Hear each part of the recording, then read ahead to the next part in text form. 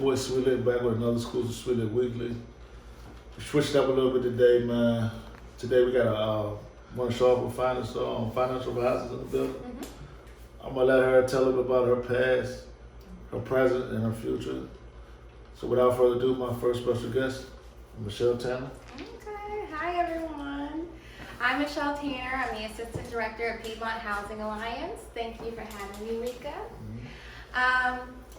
So right now I work for Piedmont Housing Alliance. I've been there for about 2 years, but prior to that, worked for social services. I'm really passionate about improving the livelihood of African Americans, in particular African American women, and that's what I'm really passionate about. And every career choice that I make, I try to make that my center point and my focus. So first question I want to ask you. How'd you get nominated for financial advisor? What was the Vinegar Hill. Shout out Vinegar Hill. They nominated me too. Shout out Vinegar Hill. But how do you feel like you got nominated for being a financial advisor? Well, I take my job very seriously and I'm very passionate about it. I mean, with every client that I meet with, I really try to cater my plan for them. I'm very enthusiastic when it comes to meeting with my clients. Like, I really try to motivate everybody. There's no judgment when you meet with me. And I see potential in everybody.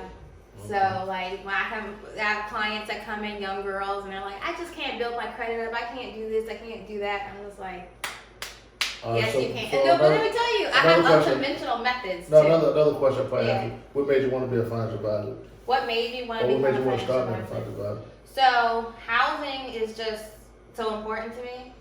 And it's a big problem to solve for too. Yeah, affordable housing. So I've been blessed. My family owned some land in Tanner Lane in Fluvanna County, and my father gave me some land. And so I see the benefits that it's helped my life and improved my life and my childhood, and I kind of wanted to do the same thing for other people. Okay. Because having secure housing really helped me. Okay. So let's talk about a little bit more your upbringing, so we can get a background on how you relate to people. Yeah. So talk to where you were born and how you came up. So I grew up in Fluvanna County, rural community, very poor, lack of resources. But I do want to mention the Vinegar Hill. I had a lot of family that had businesses and homes and stuff in Charlottesville, in particular Vinegar Hill. So that's really close to me. A lot of family on 9th and Page. But growing up, it was like a poor community. And for me and my family, we had a household, we had a family, we owned our home. So we weren't moving in and out like a lot of people. Okay. So, growing up for me, that really shaped me, and I saw how my neighbors and stuff were growing up and how different it was than me. So the same thing that I had, the security and the stability that I had, I want to share with other people. Alright, so fast forward, you went to Fluvanna High School? Went to all Fluvanna schools, yes. So where'd you go to college at? I went to PVCC, got my associate's degree in general studies. Okay. Then I transferred to Longwood University. Okay. Mind you, I graduated PVCC a semester early. But then I went to Longwood University and I got my bachelor's degree in sociology. Okay. Mm-hmm. And then fast forward to today. Fast forward today, I've had other positions, careers, work for social services, but everything that I do is all about empowering women, making them feel like they're strong and that they can do things and that they have the capability of saving, increasing their financial capabilities. That's what I'm always about consistently, whether it's social services, no matter what position I'm working in. That's my goal, that's my passion, particularly African American women. So what are some of the steps you would take, you would advise somebody to take? Say if I do have bad credit. So what kind of steps would you tell me to improve my credit? Oh, so credit is my favorite thing. I always say cash is king. Let me get this straight. Cash is king, but credit is power. So like at Piedmont Housing Alliance, we can pull credit reports for free, soft inquiry.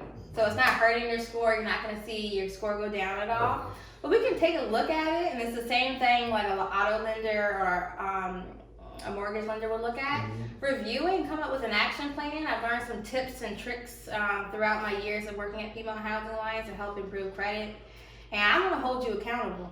Okay. Like if you say you're going to pay off this debt when your income tax returns come in, I'm going to hold you accountable to make sure that happens. And that's why I think I was nominated for the Vinegar Hill. Okay. I wonder when that award show actually going to present itself, because I got nominated too. Yeah, we both did. Shout out to people at Vinegar Hill, man. I probably interview them soon too. Yeah, you should. You definitely should. That's a beautiful thing, and we're coming back. So what else you want to tell the people about empowering themselves too? I see you got some paperwork and stuff. Yeah, I have some paperwork too. Some notes and stuff. I don't know what you're doing with them though. No, I really wanted to talk about the financial gap between African Americans and Caucasian Americans. There's a humongous wealth gap. I mean, the average African American makes about $14,000, and the average white person makes about $146,000. That's a huge discrepancy, and those are things that I wanna, not continue to happen. I mean, I think African American females are really like killing it in the game right now, but I want to see more. And the ones that aren't there, I want to empower them to get to that point. So how can we bridge that gap then? How can we bridge? By what I'm doing now, by motivating, by counseling them and showing that it is possible.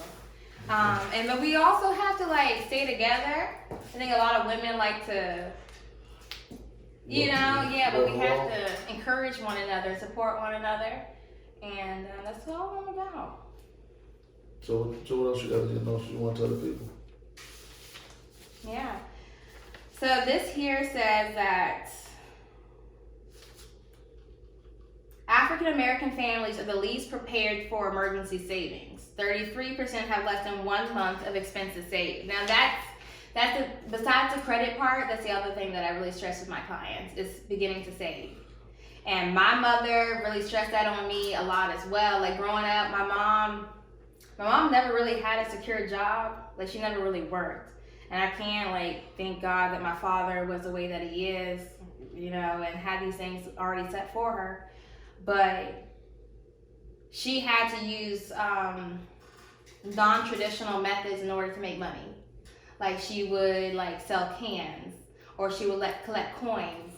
And my mom collected so many pennies that she was able to purchase a car on her own. That's a lot of pennies. Yeah, I mean it was only a $300 car, but still a lot of pennies. Yeah, but I've learned a lot of ways to scratch it and to make it and to hustle, and I watched my mama do it.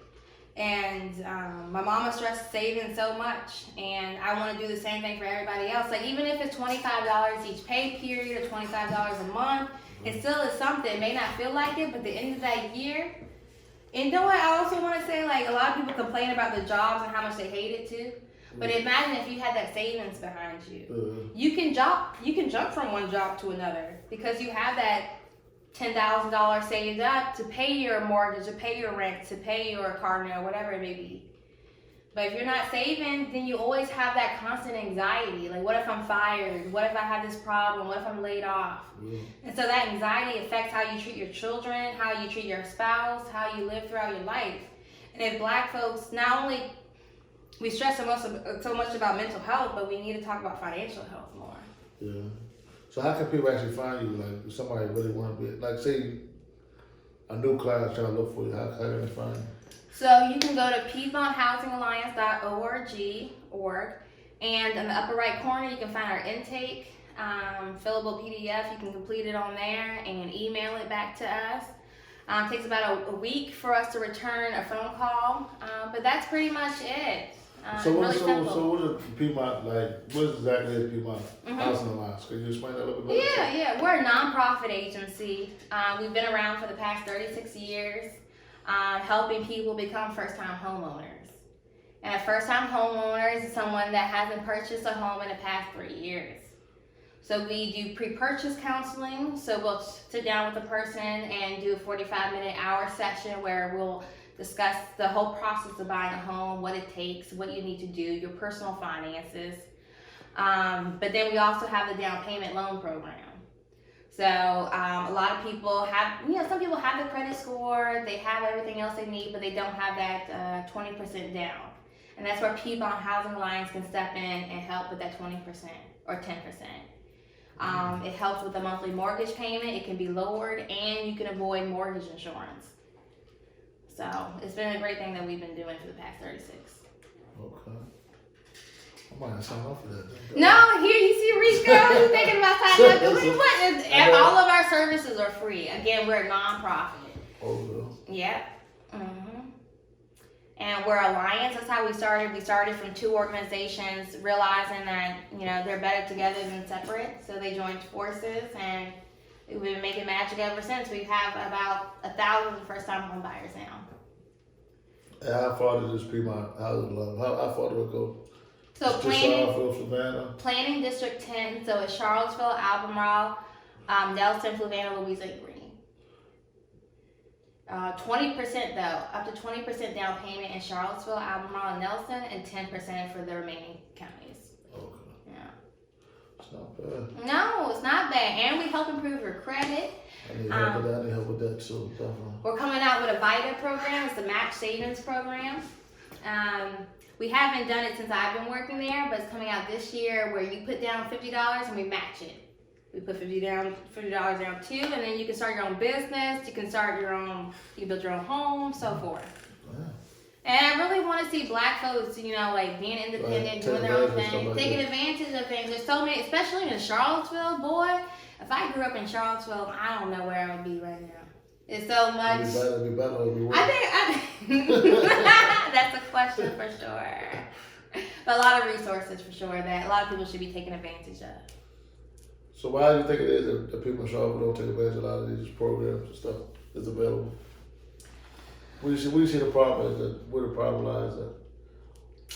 So, I really Charlottesville. Or even Fluvanna County. Any of the counties, yeah. I think we all need to do a little bit more outreach to the communities. I think I'm going to put it back on the agencies. I'm going to put it back on the organizations that we need to go in the communities and do a better job at connecting and building relationships with people. It's, you know, if we don't put it on Facebook, we don't put it on Instagram, we're not putting flyers out, we're not having one-on-one dialogue with people, and how are they supposed to know that we even care or that we're even trustworthy? Yeah. Or they even exist. Even exist. Yeah, I didn't know about Piedmont Housing Alliance when like a year before I interviewed. That's when I found out. Saw a flyer at the library, but prior to that, I had no idea.